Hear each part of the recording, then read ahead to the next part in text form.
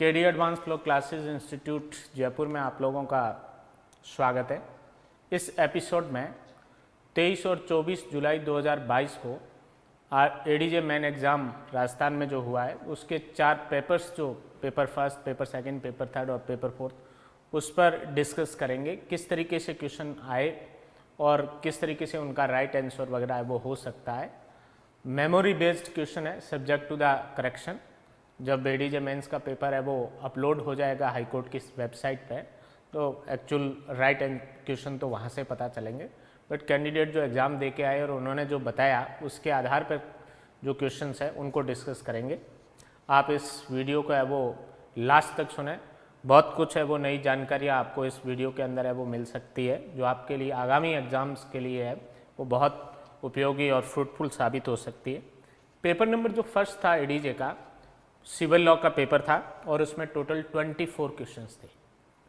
Question number यदि देखा जाए तो एक क्वेश्चन ये पूछा गया था, modification of award in arbitration and conciliation act, माध्यस्थम और सुलह अधिनियम के अंदर पंचायत को रूपांतरित करने का प्रावधान, सेक्शन 33 है ये आर्बिट्रेशन एंड कॉन्सिलेशन एक्ट का। देन एक क्वेश्चन पूछा गया, what is the limitation period to file application to set aside an arbitral award, मध्यस्थम पंचायत को अपास्त करने के लिए आवेदन पेश करने का परिसीमा काल क्या है, सेक्शन 34 से ये क्वेश्चन था। 3 मंथ्स लिमिटेशन पीरियड है इसका। Grounds of review in civil cases, civil मामलों में पुनरावलोकन के आधार, एक ये क्वेश्चन पूछा गया। Order 47 rule first read with the section 114 of CPC, civil प्रक्रिया संहिता के आदेश 47 नियम 1 और धारा 114 से वो उत्तर देना था आपको। ग्राउंड्स इसके ऑर्डर 47 के रूल फर्स्ट में दे रखे हैं, discovery of the new and important evidence और matter, apparent error on the face of record related to the law etc. and other sufficient grounds। नई और महत्वपूर्ण साक्ष्य या विषय का पता लगना, अभिलेख के आलेख से ही प्रकट है वो त्रुटि या अन्य कोई पर्याप्त आधार। Next, effect of holding over, अतिधारण का प्रभाव, इस पर एक क्वेश्चन पूछा गया, section 116 of transfer of property act. Then feeding of grant by estoppel, doctrine of feeding the grant by estoppel, विभिन्न द्वारा अनुदान का पोषण का सिद्धांत, सेक्शन 43 टीपीए से क्वेश्चन है वो पूछा गया। देन कॉम्पनसेशन फॉर इम्प्रूवमेंट, अभिवृद्धि या सुधार के लिए प्रतिकर, section 51 of the TPA. Section 102 of Indian evidence act, onus of proof, illustration से एक क्वेश्चन है वो पूछा गया था। ट्रांजेक्शन था ए एंड बी के बीच में, बी ट्रांजेक्शन को एडमिट करता है बट वो फ्रॉडुलेंटली था, ये वो प्ली ली जाती है और फ्रॉड को वो साबित नहीं कर पाता है, या फ्रॉड को प्रूव करने का बर्डन किस पे लाई करेगा, इस तरीके का क्वेश्चन एक पूछा गया। Then who are entitle for the immediate position of premises under section 10 of Rajasthan rent control act, Rajasthan किराया नियंत्रण अधिनियम की धारा 10 में तुरंत कब्जा प्राप्ति के लिए कौन हकदार है, एक क्वेश्चन ये पूछा गया। Then preference to be given to the which in allotment of agriculture land, section 101 of the Rajasthan land revenue act, Rajasthan भू राजस्व अधिनियम की धारा 101 से वो क्वेश्चन पूछा गया। कृषि के आवंटन में प्राथमिकता किसको दी जाएगी, यदि 2 और मोर एप्लीकेंट है, 2 या अधिक है वो आवेदक है एक ही कृषि भूमि के संदर्भ में। Next, if any suit is filed for the cancellation of the gift deed of agriculture land and if there is an issue whether the plaintiff is tenant or not, how to decide that issue, section 242 of the Rajasthan Tenancy Act. If the any civil suit is filed and if any revenue issue arises in that suit, then that issue must be referred to the revenue courts। Rajasthan काश्तकारी अधिनियम की धारा 242 से यह question था। Civil वाद को संस्थित किया गया और उसमें यदि कोई राजस्व विवादक है वो उद्भूत होता है तो राजस्व न्यायालय को भेजा जाएगा डिसाइड करने के लिए। Then what is the summary procedure of the eviction of encroacher और ट्रेसपासर, अतिचारी को बेदखल करने की संक्षिप्त प्रक्रिया क्या है, section 91 of Rajasthan land revenue act, Rajasthan भू राजस्व अधिनियम की धारा 91 से क्वेश्चन था ये। Then if any order which decide the issue under order 22 rule 5 whether doctrine of res judicata is applicable upon that issue, yes res judicata is applicable upon that issue। 22(5) में आदेश 22 के नियम 5 के अंदर यदि कोई विवादक है वो विनिश्चित किया गया है, अवधारित किया गया किसी कोर्ट के द्वारा, उस पर प्राज्ञाय है वो लागू होता है। यस प्राज्ञाय का सिद्धांत किसी विवादक पर भी लागू होता है जब सक्षम न्यायालय द्वारा पूर्ण और अंतिम रूप से उसको है वो विनिश्चित कर दिया गया है। Next, spes successionis and whether the interest of the spes successionis may be transfer. संभावित उत्तराधिकारी है वो कौन है और क्या उनका हित है वो अंतरित किया जा सकता है? No, as per section 6 of the Rajasthan transfer of property act 1882, संपत्ति अंतरण अधिनियम की धारा 6 के अंतर्गत जो है इसका ट्रांसफर है वो नहीं हो सकता, प्रोहिबिटेड है। Then what is the limitation period for the filing of the suit for specific performance of contract and when that limitation period shall commence. संविदा की विनिर्देश अनुपालना का वाद संस्थित करने का परिसीमा काल क्या है और कब वो प्रारंभ होता है? द आर्टिकल और the entry number 54 of the schedule of limitation act 3 year limitation, 3 साल का परिसीमा काल है इसका। और कब से प्रारंभ होता है? If days fix from the that date, days not fix date of the refusal by the defendant. यदि दिन नियत है संविदा की विनिर्देश अनुपालना का उस तारीख से, और दिन नियत नहीं है, प्रतिवादी ने जिस दिन इनकार किया है संविदा की पालना से वहाँ से है वो 3 साल का परिसीमा काल स्टार्ट होगा। What is the limitation period for the filing of suit in case of malicious prosecution and when that limitation period shell start और कमेंस। विद्वेषपूर्ण अभियोजन के लिए वाद संस्थित करने का परिसीमा काल क्या है और वो कब प्रारंभ वो होता है? 1 year limitation and start from when the order of the acquittal is passed and the proceeding criminal proceeding ends in favour of the plaintiff. जिस दिन दोष मुक्ति का निर्णय पारित हुआ है या कार्रवाई वादी के पक्ष में है वो समाप्त हुई है उस तारीख से 1 साल का लिमिटेशन पीरियड है। Next, the suit for which no limitation period is specifically prescribe under the schedule, what would be the limitation period for that suit? 3 year as per the entry number और article 113 of the schedule of limitation act. ऐसा कोई वाद जिसके लिए परिसीमा काल अनुसूची में नहीं दे रखा है एक्सप्रेस रूप से, क्या होगा? 3 साल होगा, अनुच्छेद या प्रविष्टि संख्या 113 के अनुसार परिसीमा अधिनियम की अनुसूची के। Tenancy agreement section 22B of the Rajasthan rent control act 2001, Rajasthan किराया नियंत्रण अधिनियम 2001 की धारा 22(20) से भी एक क्वेश्चन पूछा गया था किराएदारी करार के संदर्भ में। तो इस तरीके से ये फर्स्ट है वो पेपर था सिविल लॉ का और 24 क्वेश्चंस थे। Second paper, there are 26 question in second paper, total है वो 26 प्रश्न थे सेकंड पेपर के अंदर और ये भी सिविल लॉ का पेपर था। अनलिक्विडेटेड डैमेजेस, अपरिनिर्धारित क्षतिपूर्ति, section 73 of contract act, question इस पे था, including the Hadley versus Baxendale judgment. One problematic question in respect of who are the successor in case of the intestate Hindu male और Hindu female. Hindu निर्वसित पुरुष और हिंदू निर्वसित स्त्री के उत्तराधिकारी कौन होंगे, ऐसी एक समस्यात्मक प्रश्न है वो पूछा गया था इसमें। Explain the cruelty as a ground of divorce under the Hindu marriage act, also explain the leading judgment of the supreme court on mental cruelty. क्रूरता जो विवाह विच्छेद का आधार है इसको समझाइए और मानसिक क्रूरता पर सर्वोच्च न्यायालय का निर्देशकवाद को भी बताइए, ऐसा एक क्वेश्चन पूछा गया था section 13 of Hindu marriage act से। Then amendment in constitution, article 368, संविधान में संशोधन की प्रक्रिया है वो पूछी गई थी अनुच्छेद 368 से। Then in law of tort, vicarious liability, अपकृत्य विधि से प्रतिनिधिक दायित्व का सिद्धांत है वो पूछा गया था। Section 45 of registration act, after the death of testator who can open the cover of the will, वसीयतकर्ता की मृत्यु के बाद जो बंद लिफाफे में वसीयत है उसको कौन ओपन करवा सकता है उस लिफाफे को, इस पर क्वेश्चन पूछा गया था। एनीवन, कोई भी है वो करवा सकता है। who is applicant under section 45 of that act. Section 17 of registration act, compulsory registration, registration अधिनियम की धारा 17 पर एक अनिवार्य रजिस्ट्रेशन पर क्वेश्चन पूछा गया था.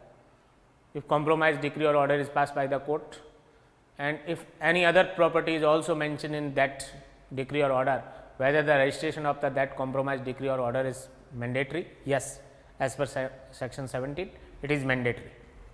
यदि समझौता डिक्री या आदेश पारित किया गया न्यायालय के द्वारा और उस वादग्रस्त संपत्ति से भिन्न कोई संपत्ति भी उसमें शामिल की गई तो क्या उसका रजिस्ट्रेशन आवश्यक है? यस, आवश्यक है, धारा 17 के अनुसार. Then implied repeal under the interpretation of the institute, संविधियों के निर्वचन के अंदर विवक्षित निरसन का क्या मतलब होता है, इसको है वो पूछा गया. The provision of the law and the entire law repeal but not expressly mention under the any institute. कोई विधि या उसका कोई प्रावधान निरसित हुआ है बट उसका निरसन होने का अभिव्यक्त कहीं पे भी प्रावधान है वो नहीं है, तो वो इम्प्लाइड रिपील है वो कहलाता है, विवक्षित निरसन कहलाता है. डिफरेंस बिटवीन द बातिल एंड फासिद मैरिज, बातिल और फासिद निकाह under the Muslim law, Muslim विधि के अंतर्गत फासिद और बातिल विवाह में क्या अंतर है, ये मुस्लिम लॉ से वो क्वेश्चन पूछा गया था. Difference between the void and voidable marriage, the void और irregular marriage. One more question partnership act से पूछा गया. Mutual duties of the partner under section 9, 10 और 11 ऑफ द पार्टनरशिप एक्ट, भागीदारों के पारस्परिक कर्तव्य क्या है, धारा 9, 10 और 11 से क्वेश्चन पूछा गया. Limits of will in Muslim law, Muslim विधि के अंतर्गत वसीयत की सीमाएं एज टू द पर्सन और एज टू द प्रॉपर्टी, वसीयती सीमाओं पर एक क्वेश्चन पूछा गया. संपत्ति संबंधी सीमाएं और व्यक्ति संबंधी सीमाएं, दो प्रकार की सीमाएं. Then right to stoppage the goods in transmit, परिवहन में माल को रोकने का अधिकार, it is the right of the unpaid seller, असंदिग्ध विक्रेता का अधिकार है, इस पे एक क्वेश्चन है वो पूछा गया था. Section 5049 of the sale of goods act, माल विक्रय अधिनियम की धारा 49-50 पे ये है वो क्वेश्चन था. देन ईजमेंट बाय प्रिस्क्रिप्शन, चिरभोग द्वारा सुखाधिकार पे एक क्वेश्चन पूछा गया था. Section 15 of the Indian easement act. Considerable factors in maintenance of the dependents of disease, मृतक के आश्रित का भरण पोषण को तय करने में कौन कौन से विचारणीय बिंदु रहेंगे, ये क्वेश्चन एक पूछा गया इस पेपर में. Section 23 of the Hindu adoption and maintenance act 1956 से, हिंदू दत्तक और भरण पोषण अधिनियम की धारा 23 से ये क्वेश्चन था. Without consideration and agreement is void and also explain the exception, बिना प्रतिफल का करार शून्य होता है, इसके अपवाद भी बताइए. Section 25 of Indian contract act, भारतीय संविदा अधिनियम की धारा 25 से क्वेश्चन था ये. Moral ethics of the judicial officers, explain any act, this question from the civil and criminal general rule 2018. न्यायिक अधिकारियों के नैतिक आचार, कोई 8 नैतिक आचार बताइए. ये सिविल और दंडिक जो सामान्य नियम है 2018 के, उनसे ये क्वेश्चन था. Effect of non registration of firm, firm के वो अपंजीकरण का प्रभाव क्या होगा, section 69 of the partnership act. Then stamp duty is payable in case of the conveyance deed etcetera on the market value और the consideration. In my opinion whichever is greater, बाजार मूल्य और प्रतिफल में से जो भी अधिक होगी उस पर है वो स्टैम्प ड्यूटी पेबल होगी. ये रास्ता में स्टैम्प एक्ट से क्वेश्चन था. Then reservation in promotion, explain with the leading case laws, पदोन्नति में आरक्षण को निदेशक वादों, निदेशक मामलों या निदेशक निर्णयों के सहायता से समझाइए. Article 16 clause 4A and M Nagaraj case, Jarnail Singh case, Mukesh Kumar versus state of Uttaranchal case, ये सारे लीडिंग जजमेंट के साथ एक्सप्लेन करना था इसमें. When the consent of the Hindu wife is not necessary for taking adoption, दत्तक लेने के लिए जो है वो हिंदू स्त्री की जो है वो कब सहमति आवश्यक नहीं है, ये section 7 of Hindu adoption and maintenance act 1956 से क्वेश्चन था। 3 कंडीशन दे रखी है वहाँ पर, ceases to be Hindu, declared unsound mind by the competent court and renounce the world. यदि वो हिंदू नहीं रह गई है, संसार का पूर्ण और अंतिम रूप से त्याग कर दिया उसने और सक्षम न्यायालय के द्वारा उसको विकृत घोषित कर दिया गया है, तो वहाँ पत्नी की सहमति के बिना भी दत्तक है वो लिया जा सकता है हिंदू पुरुष के द्वारा या पति के द्वारा। एविडेंस एक्ट से सेकंड पेपर में ओपिनियन ऑफ एक्सपर्ट, विशेषज्ञ की राय पर सेक्शन 45 ऑफ एविडेंस एक्ट पे क्वेश्चन था। How to prove the handwriting, हस्तलेख को कैसे है वो साबित है वो किया जाएगा, इस पर क्वेश्चन था। By the expert opinion, by the opinion of the person acquainted from the handwriting and by comparison, विशेषज्ञ की राय से वो हो सकता है, हैंडराइटिंग एक्सपर्ट वगैरह की राय से, और हस्तलेख से परिचित व्यक्ति की राय से वो साबित हो सकता है सेक्शन 47 में, और न्यायालय तुलना भी कर सकता है बाय द प्रूव्ड और एडमिटेड हैंडराइटिंग से। Next, 30 years old presumption under section 90 in respect of the 30 years old document. 30 वर्ष पुराने दस्तावेज के बारे में धारा 90 में क्या अवधारणा है, and whether the presumption under section 90 is applicable in case of the will above the 30 years old। 30 वर्ष से पुरानी कोई वसीयत है, क्या उसमें धारा 90 के उपधारणा के प्रावधान लागू होंगे। ये 2 क्वेश्चन है वो पूछे गए सेक्शन 90 से। रेस जेस्टे एंड हियर से एविडेंस, रेस जेस्टे और अनुसूचित साक्ष्य, इस पर भी एक क्वेश्चन है वो पूछा गया। नेक्स्ट, थर्ड जो पेपर था वो क्रिमिनल लॉ का था। इसमें एक क्वेश्चन है वो इलस्ट्रेशन पर बेस्ड पूछा गया कि एक व्यक्ति दूसरे व्यक्ति की गर्दन पकड़ लेता है, जिसकी गर्दन पकड़ी वो जिसने गर्दन पकड़ी थी उसको धक्का दे देता है, और जिसको धक्का दिया वो जो है वो तलवार से मार देता है पहले व्यक्ति को, तो क्या अपराध किया है उसने। यदि उसकी इमीडिएट है वो वहीं पर मृत्यु हो जाती, मर्डर है ये। 300 जो है आईपीसी के उसके इलस्ट्रेशन में मिल जाएगा आप इसको, ये इलस्ट्रेशन। वहाँ गर्दन की जगह नाक शब्द है वो यूज लिया गया है। एक दूसरा इलस्ट्रेशन पर बेस्ड और क्वेश्चन पूछा गया था जो सेक्शन 38 आईपीसी में भी दे रखा है, 300 में भी कवर हो सकता है। ए और बी के बीच में मान लो 2 व्यक्तियों के नाम दिए थे, मैंने ए और बी को सब्सटीट्यूट किया इसमें, उनके बीच में पुरानी रंजिश थी। सी जो है वो दुर्घटना, कोई एक्सीडेंट हो गया था गाड़ी का और उसमें प्रोकोपन के अधीन बी से झगड़ा कर रहा था। ए सी को एक देसी है वो कट्टा है वो देता है, और सी ने उस कट्टे से बी की मृत्यु कारित कर दी। सी और ए ने क्या अपराध किया है, एक ने मर्डर का ऑफेंस किया है जिसने कट्टा दिया है विद इंटेंशन, और दूसरा जो ग्रेव एंड सडन प्रोवोकेशन के अधीन दुर्घटना के अंतर्गत कार्य कर रहा था, तो वो उसने वो कल्पेबल होमिसाइड का ऑफेंस किया है। Determination of the age of the child under the JJ act, बालक की आयु का निर्धारण किशोर न्याय अधिनियम में सेक्शन 94 से क्वेश्चन था। Right of residence in dwelling house from the DV act, घरेलू हिंसा अधिनियम से निवास गृह में साझा गृहस्थी में निवास करने का जो अधिकार है व्यथित का, with explain with the case law, even वो जो है वो एक बार भी उसमें नहीं रही, क्या उसका अधिकार है। एक प्रभावती करके 2022 का लेटेस्ट जजमेंट है, उसको बेस बना के ये क्वेश्चन पूछा गया था।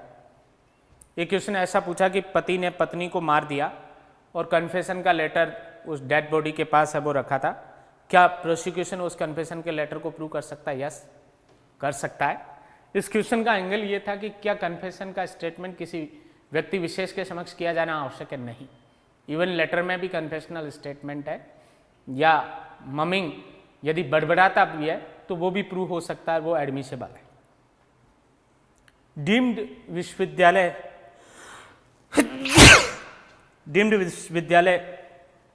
का ट्रस्टी है, उसने यदि कोई रिश्वत ली है तो क्या उस पर एंटी करप्शन एक्ट में कार्रवाई हो सकती है। यस, हो सकती है।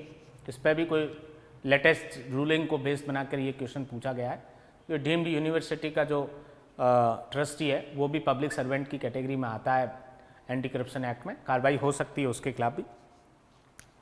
पीसी और जेसी में अंतर, पुलिस अभिरक्षा और न्यायिक अभिरक्षा में क्या अंतर है, ये क्वेश्चन 167 सीआरपीसी से पूछा गया। पोक्सो एक्ट के अंतर्गत जो पीड़ित बालक है उसका स्टेटमेंट एक महिला पुलिस अधिकारी जो है वो वर्दी के अंदर लिखबद्ध करती है, क्या ऑफेंस किया उसने। मेरी राय में 166A आईपीसी का ऑफेंस है ये। डॉक्टर ने एक बलात्संग कि 18 वर्ष से कम आयु की वो पीड़िता थी, उसका गर्भपात कारित किया, इस बात को जानते हुए कि 18 वर्ष से कम आयु की है और पुलिस को सूचना भी नहीं दी। पोक्सो अधिनियम में उसने वो क्या अपराध किया है, ऐसा एक क्वेश्चन है वो पूछा है।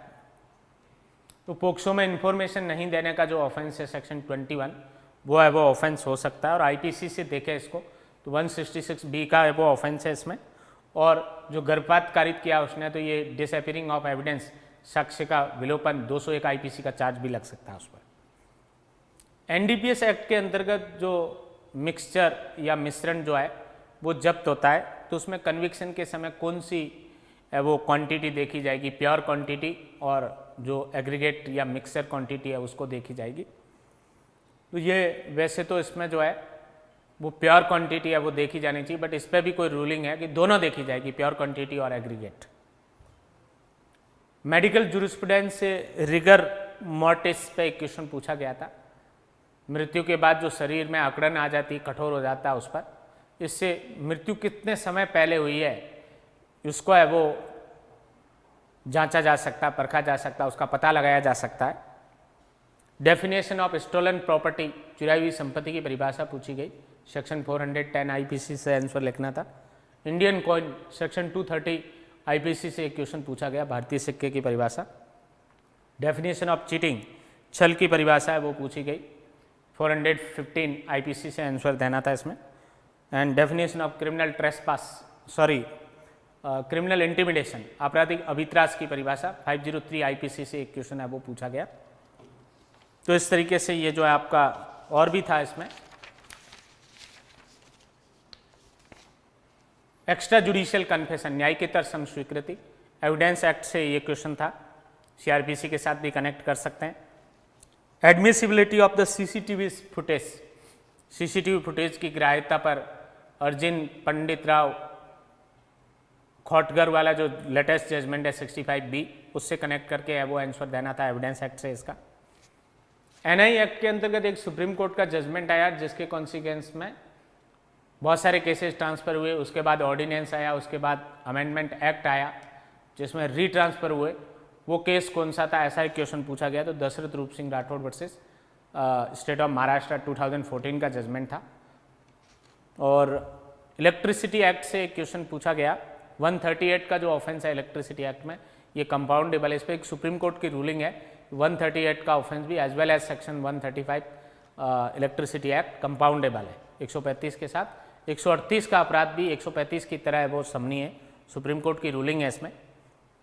डिफरेंस बिटवीन द रोइटिंग एंड अफ्रे, बलवा और दंगा में अंतर, एक क्वेश्चन ये पूछा गया। एंड वोयरिज्म, दृश्य रतिकता जो है 354C, इस पर भी एक क्वेश्चन पूछा गया, तो इसको भी एक्सप्लेन करिए। तो इस तरीके से ये थर्ड पेपर था क्रिमिनल का।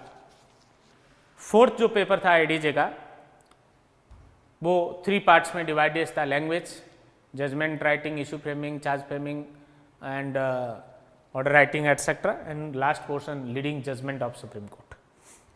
हिंदी भाषा के अंदर निबंध में 4 टॉपिक पूछे गए, लोक अदालत, अधिकार और कर्तव्य सहवर्तीय, त्वरित न्याय और अभिव्यक्ति की स्वतंत्रता लोकतंत्र के लिए आवश्यक है या लोकतंत्र के लिए जरूरी है। ये 4 टॉपिक पूछे गए थे। हिंदी में संक्षिप्तीकरण पर एक क्वेश्चन पूछा गया था, दल बदल कानून पर एक समस्या दे रखी थी, उसका समरी या संक्षिप्तीकरण करना था हिंदी में। इंग्लिश में ट्रांसलेशन पूछा गया था, हिंदी टू अंग्रेजी और अंग्रेजी टू हिंदी, और एक प्रेसी है वो पूछी गई थी, वो जस्टिस पे एक पैराग्राफ था उसको प्रेसी करना था। सिविल के अंदर इशू फ्रेमिंग और जजमेंट राइटिंग में एक प्रॉब्लम दी गई थी, suit for the specific performance of contract, संविदा की विनिर्देश अनुपालना के बाद की फैक्चुअल पोजीशन दे रखी थी। प्लेंटिफ जो आउट ऑफ इंडिया था वो पावर ऑफ अटॉर्नी के माध्यम से वो सूट फाइल करता है, और फैक्ट ये थे कि एक 5 लाख रुपए में प्रॉपर्टी खरीदने का एग्रीमेंट था, 1 लाख रुपए साई पेटी दे दिए गए थे और 4 लाख रजिस्ट्री के टाइम दिए जाने थे। वादी की तरफ से साक्ष्य में एग्रीमेंट है वो पेश हुआ, रजिस्ट्री ऑफिस में जो एप्लीकेशन पेश की गई वो पेश किया गया साक्ष्य में। पावर ऑफ अटॉर्नी होल्डर है वो विटनेस के रूप में परीक्षित हुआ, और रजिस्ट्री ऑफिस का एक बाबू को भी है वो परीक्षित किया गया। डिफेंडेंट की तरफ से कोई एविडेंस है वो पेश नहीं की गई। जो WS फाइल हुआ था उसमें एक लिमिटेशन का ऑब्जेक्शन है वो रेज किया गया था और एक कोई और ऑब्जेक्शन था। अल्टीमेटली इस फैक्चुअल पोजीशन के आधार पर दावा है वो डिक्री होना था।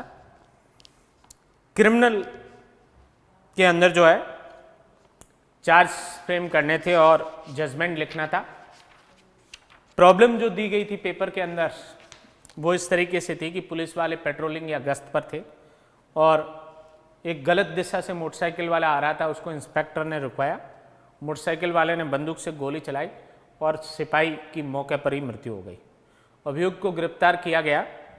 उसकी वो आयु अपराध करने के समय 17 वर्ष 6 महीने थी और उसके कब्जे से 3 किलो अफीम भी बरामद हुआ। एनडीपीएस और आईपीसी के कौन कौन से चार्ज लगेंगे उस पर ये क्वेश्चन था।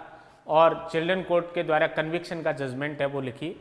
बालक न्यायालय की प्रक्रिया को ध्यान में रखते हुए दोषसिद्धि का निर्णय लिखिए, ये क्वेश्चन था। 302 आईपीसी का चार्ज है एक तो, और 8/18 एनडीपीएस एक्ट का है वो आरोप बनता है इसमें, 302 आईपीसी और 8/18 एनडीपीएस एक्ट के अंतर्गत। और जहाँ तक बात कन्विक्शन के बाद दंड की है तो डेथ और एलआई इसमें शायद नहीं दी जा सकती, जेजे एक्ट के अंदर प्रोहिबिटेड है। तो ऐसी कंडीशन में 8/18 है, इसके अंदर तो मिनिमम है वो 10 ईयर और मैक्सिमम 20 ईयर्स पनिशमेंट है। तो उस 10 से 20 के बीच में भी दिया जा सकता है, 10 ईयर दिया जा सकता है, 15 ईयर दिया जा सकता है इसमें। और 302 के अंदर एलआई और डेथ नहीं दी जा सकती, बट दूसरा कोई भी 10 ईयर एट सकता है इम्प्रिजनमेंट इसमें दिया जा सकता है, सेक्शन 21-22 जेजे एक्ट को ध्यान में रखते हुए। लीडिंग जजमेंट सुप्रीम कोर्ट और हाई कोर्ट के जो पूछे गए उसके अंदर विनीता शर्मा वर्सेस राकेश शर्मा 2020 का एक जजमेंट पूछा गया। ये हिंदू सक्सेशन एक्ट के सेक्शन 6 पर है वो लीडिंग जजमेंट है, जिसमें प्रकाश वर्सेस फूलवती के जजमेंट को ओवररूल कर दिया गया था। एक अनुराधा भासीन वाला जजमेंट पूछा गया था, ये right to internet is fundamental right under article 19(1)(a), 19(1)(g), internet पर पहुंच का अधिकार अनुच्छेद 19(1)(a) और 19(1)(g) के अंदर मूल अधिकार है। और एक अपर्णा भट्ट बनाम स्टेट ऑफ एमपी का जजमेंट पूछा गया, ये जमानत से रिलेटेड वो केस लॉ है। अक्यूज द्वारा राखी बांध देना एटसेट्रा जो ये जमानत का आधार है वो नहीं होगा, इस तरीके की एक गाइडलाइन इस जजमेंट में वो इश्यू हुई थी। और एक और जजमेंट भी पूछा गया था। तो इस तरीके से ये चारों पेपर एडीजे के वो थे।